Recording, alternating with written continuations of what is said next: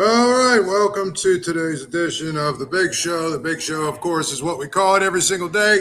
We do it at 5 o'clock every night. We talk all kinds of different issues with respect to Pittsburgh sports. I, of course, as you can tell, am on location at Archie's tonight.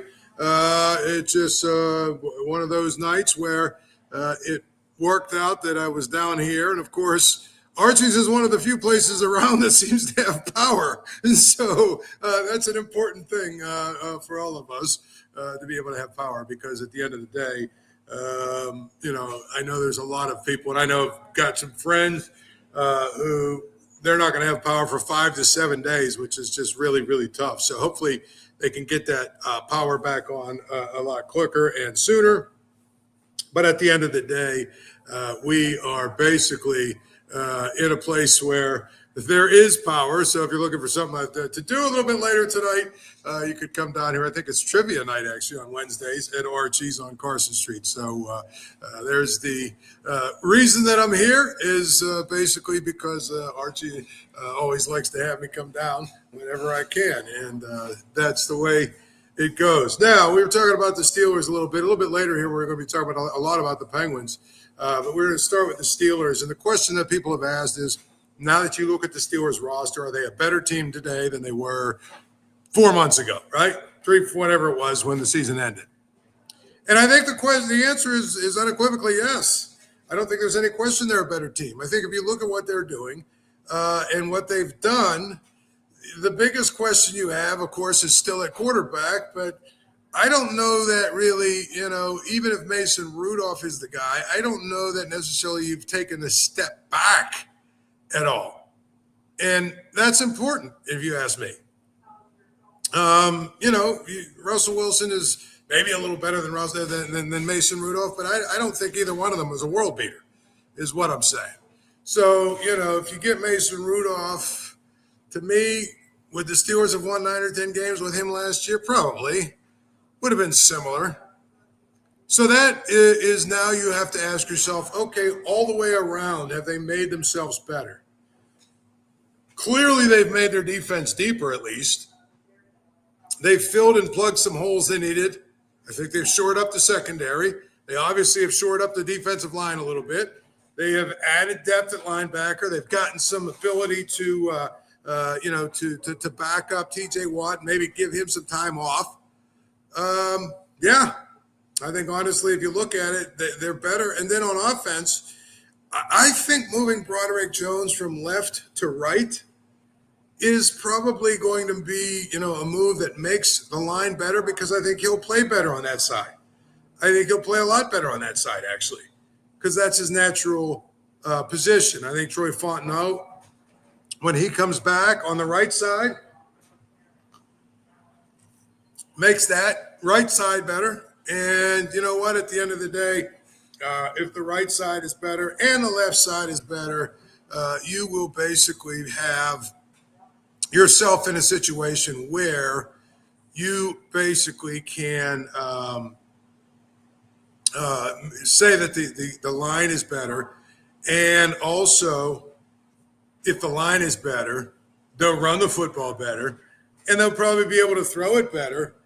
And quite frankly, when you add DK Metcalf to the equation, I think one of the things that you have to remember is now you've made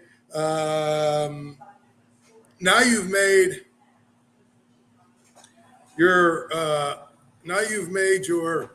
passing game better. You have the ability to pass it. You have the ability, to pass it and get the ball down the field. You've made yourself better. So I think that's going to be the case, really, if you think about it.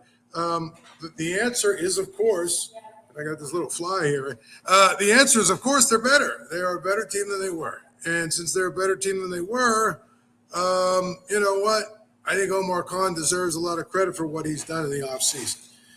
Like I said, they've made themselves better in the areas they needed to make better.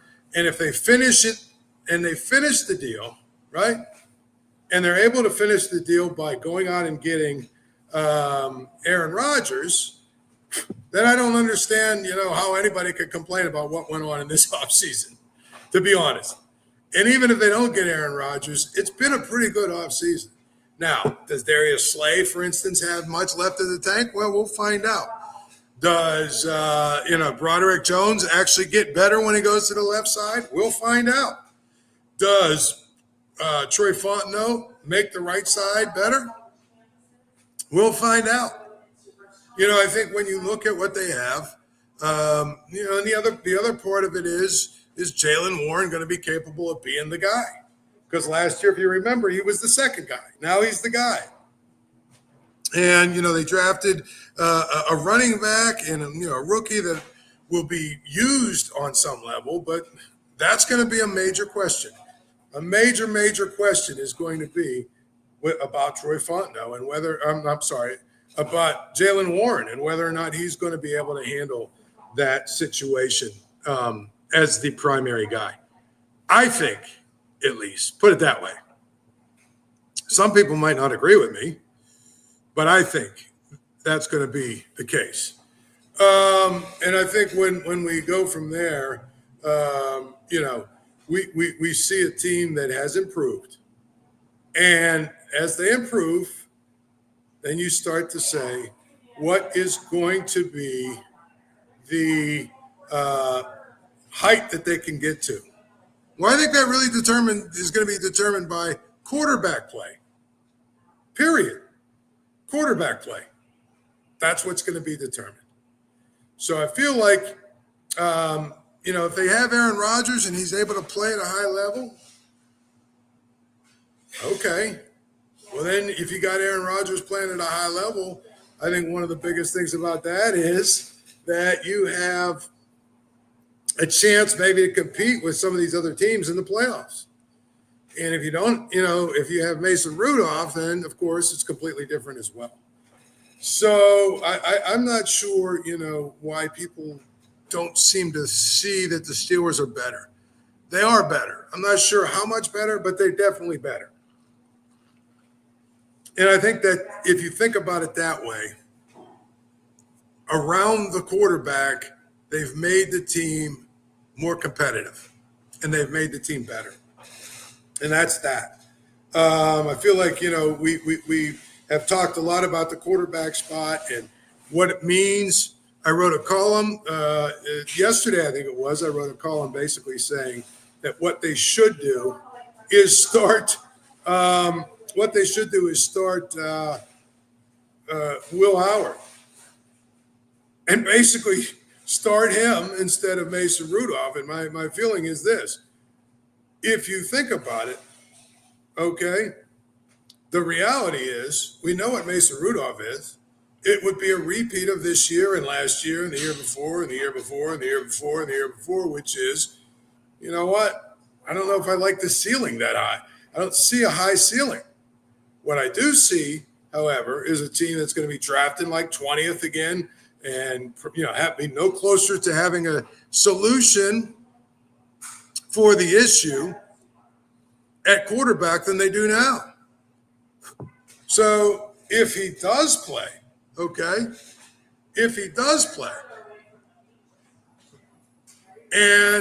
he's terrible, well, then the Steelers will draft high, period. And then they can go get their quarterback early in the draft when, generally quarterbacks that are going to have a chance to play, that's when they're picked. So I feel like it's one of these things where if you look at it from that standpoint, the best thing to me is if if Aaron Rodgers does not sign,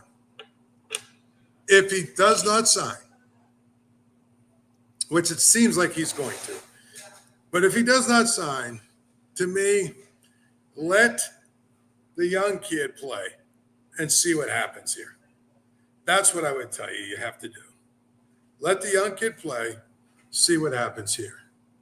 All right, so we're going to now shift gears a little bit, talk some hockey, and our next guest. Can you hear me, John? I can hear you. Paul, can you hear me? I got you. Good.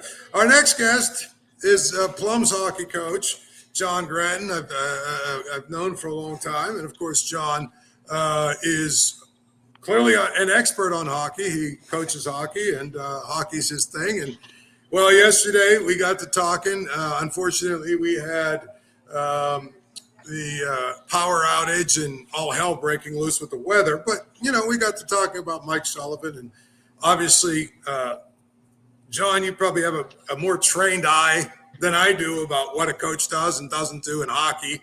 I've often thought that in the NHL, coaches sort of are at the mercy of their players. But I don't know. I mean, Mike Sullivan obviously is a really, really good coach, but the reality is 3 years in a row without the playoffs. I mean, that's almost unheard of to survive that in the NHL. Yeah, I mean, that was perfectly well said. I mean, both things can be true. That's what Kyle Dubas said, and he nailed it. He's going to go on to have a great, successful career wherever he decides to go. He is a great coach. I would put him up there with the greats of all Penguin coaches, for that matter. But it is time to move on. It is time for a different scene, and that is the NHL landscape. It doesn't last too long, like you said, when you miss the playoffs that many years. What was Mike Sullivan sort of the way that he wanted to play? What was sort of like his system? And in your mind, when they go looking for a coach, Kyle Dubas kind of said it sounds like he wants like a young up and coming guy. What did Mike Sullivan do? Well, why didn't it work so well late? And also, sort of what do you think the Penguins need? Well, I think obviously he's a great motivator of men.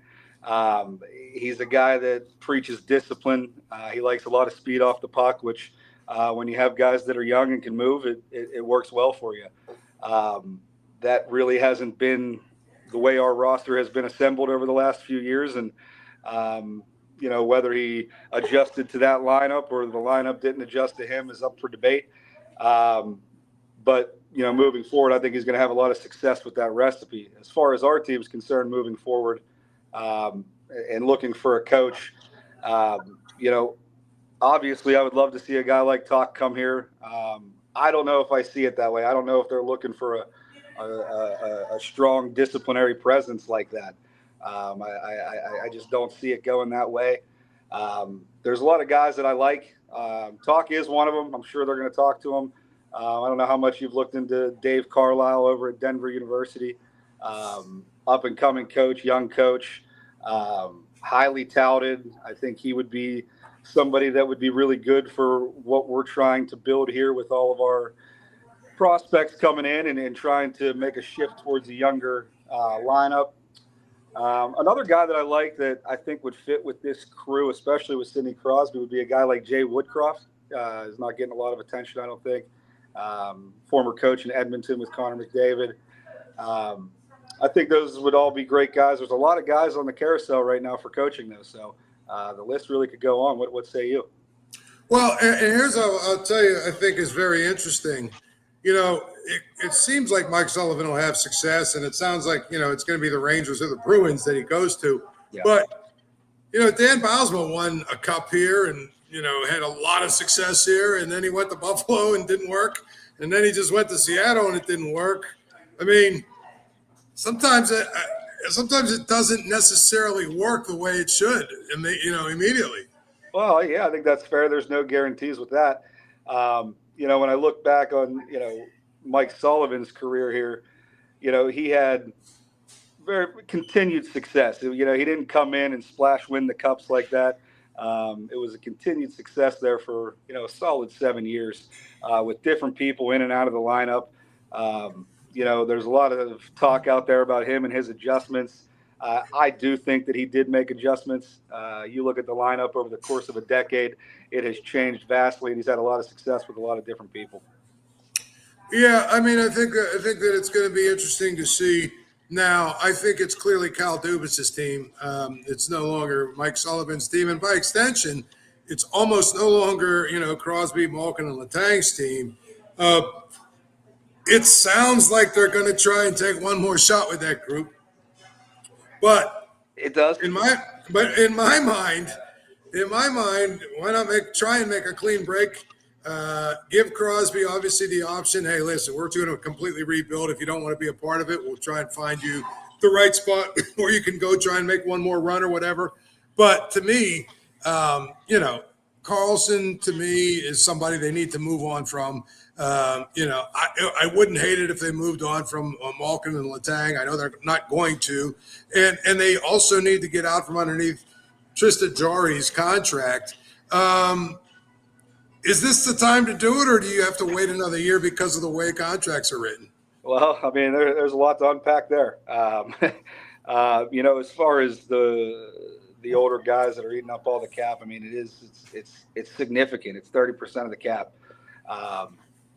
You got to cut bait with one of them at least, and you got to think, like you said, it's Carlson. I'd love to see that happen. They've accumulated a ton of draft picks and a ton of prospects. They're certainly not going to draft all of those players. And so you have to think that there is a plan and a mindset there to package things up and get some things off the book to free us up in that regard. I totally agree with what you said. I'd love to, I don't want to move on from Sidney Crosby. I'd love to see him stay here forever. I hope that happens. But as far as Geno and Letang, I wish we would have done that 5 years ago. I'm not sure what their value holds or how much, significant stock they hold on a trade value. But also at $6 million a year, a little over, I can deal with those two. Well, and I'll tell you, this is the thing that really kind of bothers me. The Capitals have won a cup more recently than the Penguins. Yep. And they, stripped it down a little bit, had a really bad season. Mm-hmm. There's only two guys left on that team, Ovechkin and I think Tom Wilson maybe, are the only two guys that were on that cup team, And so now they're back, and I don't know that they're a Stanley Cup contender, but I think if you look at what they are doing and their record and where they're at in the playoffs, I mean, they could get on a run. The bottom line, they're a lot closer to it than the Penguins are, aren't they? Oh, no doubt. No doubt. A lot of it was being able to rip the Band-Aid off the way that we clearly were not able to. That was a significant part of it. But a lot of it is they signed players that hit the nail on the head. Dylan Strome, he's a guy that most teams want, but I don't think anyone saw him as a point-per-game guy. And he comes in and tears it up in that way. You have a guy like Logan Thompson in net who is splitting time with Aiden Hill in Vegas, and then all of a sudden he's a all-star. And so they've definitely hit on some of those free agency pickups, but I think the most important thing is that they were able to cut ties with a lot of that weight that was holding them down. Yeah, I mean, I think that's that's what it can happen is and what I always say about the Penguins is they've tried to be almost pregnant for too long. I mean, you either are pregnant or you're not. And it's the same thing with the Penguins. You're either rebuilding or you're not. Yeah. And I think, similar, I think the Steelers have probably stretched out their process longer than they've needed to because they're so beholden to try and, convince themselves, well, we never have a losing season. Right. We're always in the hunt. Well, you're not really. I mean, you're in the hunt, but you're really not. And you're a team that's sort of stuck in this spiral where you draft like 22nd or 21st or 23rd every year. And so you're not really winning at a high level and you're not really losing in a way to get yourself what you need. I think the Penguins really 3 years ago, 2-3 years ago, they should have said, all right, this group, we love what you did. Thank you. But it's time to move on. Yeah. The year was 2019, in my opinion. You had Geno and Letang, and their value was at an all-time high. Look, it would have hurt. Nobody would have loved it at the time, but we certainly probably wouldn't be sitting here having this conversation today had we just ripped the Band-Aid off there. No, because and the other part of it is, no matter what now, we're talking about 2 or 3 year rebuild, right? I mean, that's not what they're saying, but it's hard to see it any other way. So let's say it's a 2 or 3 year rebuild. Where does that leave Sidney Crosby in 2 or 3 years? That's exactly it. I mean, he's obviously a freak athlete and a guy that keeps himself in shape and all that other good stuff. So you'd think that he'll still have something to offer, but why wouldn't you want to be able to take advantage of these last couple of years where, he's still playing at a really high level? Yeah. I mean, totally fair. And, in fairness to Kyle Dubas and what they're trying to do, or at least from my perspective, I want to give them this opportunity because I do think that they have positioned themselves where, the cupboards aren't so bare anymore. We do have some things that we can move around and some things that we can play with and see if maybe it is possible. But I think you're going to have a real good glimpse going into this next season on if that is even a feasible possibility for them to achieve. Yeah, I mean, I do think that's what it takes or what it will take in so many ways. Obviously, you have to be willing to lose a lot, right? Yeah. And I think that's what we're going to see this year. If it doesn't, turn into something with again, we have a lot of capital to work with. We're not going to draft that many players. So I want to see what they do. I want to see how they work it. And I think we'll all have a better idea, including Sidney Crosby at the end of this year, on if it's worth his time. Yeah, absolutely. I mean, I think if you look at it, I mean, they've got some guys. Now, one thing, John, is I keep hearing, well, we've got 33 picks over the next 3 years or something like that. Okay, you're actually a high school hockey coach, but you also are very familiar with junior hockey and all the other different levels of hockey there is where these guys come from. I mean, 33 picks. How many of them are going to be ready to play in the next 3 years? I mean, very few. Very few, and that's what I'm saying. I don't see us. First of all, we can't draft 33 players. We have nowhere to put them. That's number one. So you have to think that those are going to get moved around and used in different ways. At least that's my hope. I don't see any other way to approach it other than just tearing it down. And as far as I can see, they're not committing to that either. Yeah. Well, again, I mean, that's what it comes down to. Now, you've watched some of these playoffs, I'm assuming. Are there any teams that excite you? There's lots of teams. Lots of teams that I if I'm being totally honest, I don't love the format of the NHL playoffs. I know I'm not the only person that thinks that. It does make for some really good first round matchups. So there's a lot of entertainment right now. But I love the way that Florida's playing in Toronto and Carolina out of the East. All pretty dominant in their series. The only thing is each one of these are battles. And so whoever the winners are coming out are battered and bruised. And they got a hard one coming into the next one, too. So out of the West, that Dallas-Colorado series is excellent. Minnesota and Vegas is shockingly good. Minnesota's really holding their own. The West seems to be a little more balanced in their first round as far as the matchups go.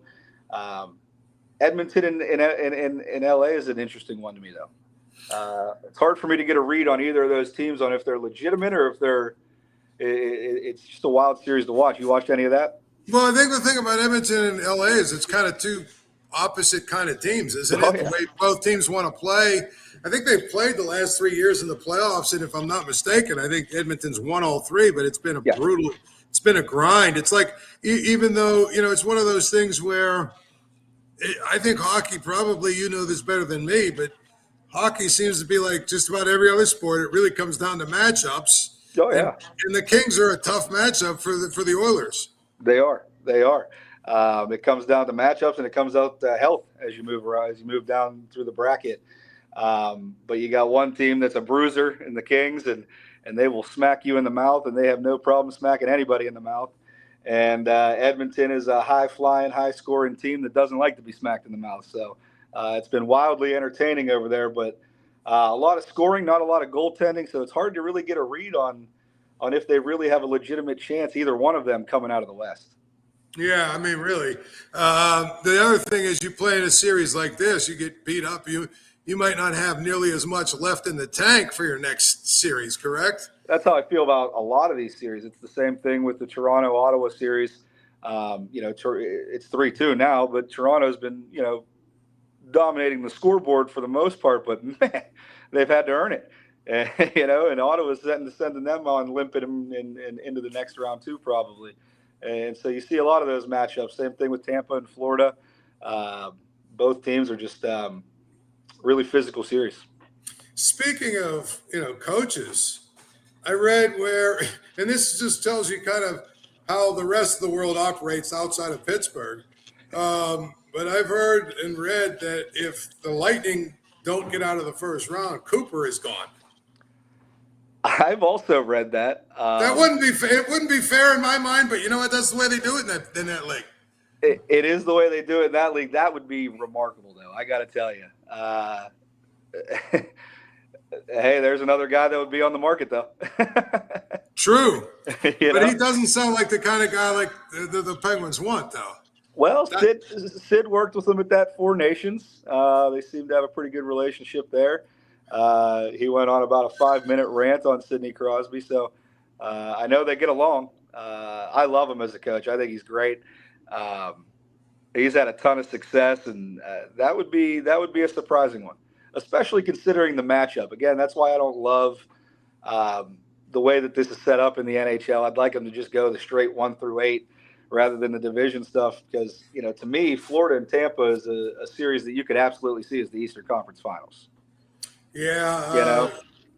Last one I'll get you out of here is this a year that Toronto finally gets over the hump and gets to the final and maybe even wins it, or is this going to be another year where Toronto fans are walking around talking about what they didn't accomplish? I'm going to tell you, as a guy that wants to have some credence on this show, they got a hell of a shot. There's no question about it. As a fan of hockey, I'd like to see them keep losing. Yeah, as a fan, I root honestly against all the Canadian teams. No doubt. I would like to see McDavid get a cup, but then by the same token, that would mean Canada's getting a cup, and I don't want that. So I'm over that too. We'll have to just leave Edmonton. Well, John, I appreciate it, buddy.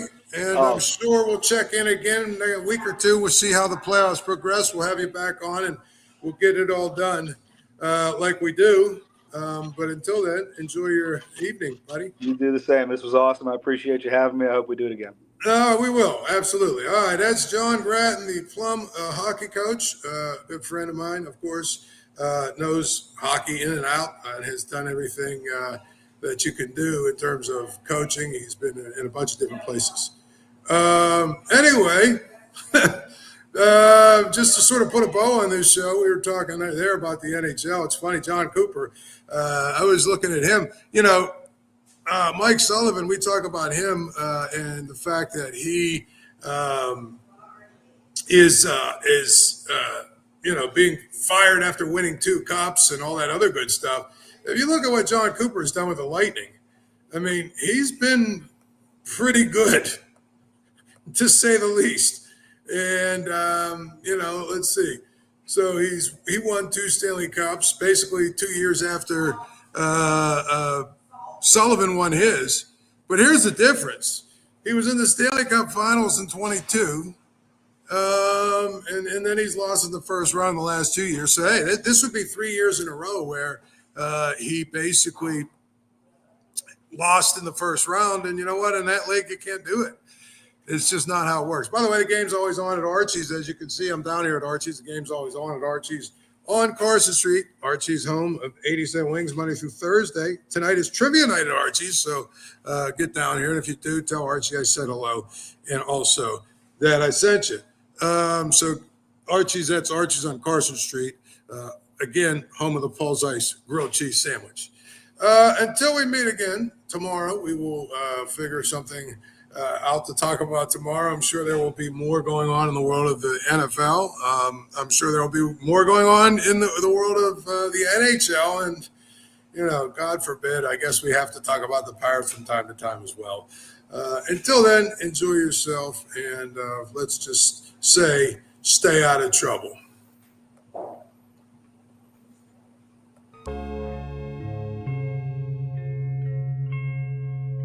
Thank you for checking out this content from Post-Gazette Sports. If you watch this video on YouTube, please like the video and subscribe to our channel. For all of the sports coverage the Post-Gazette has to offer, visit post-gazette.com.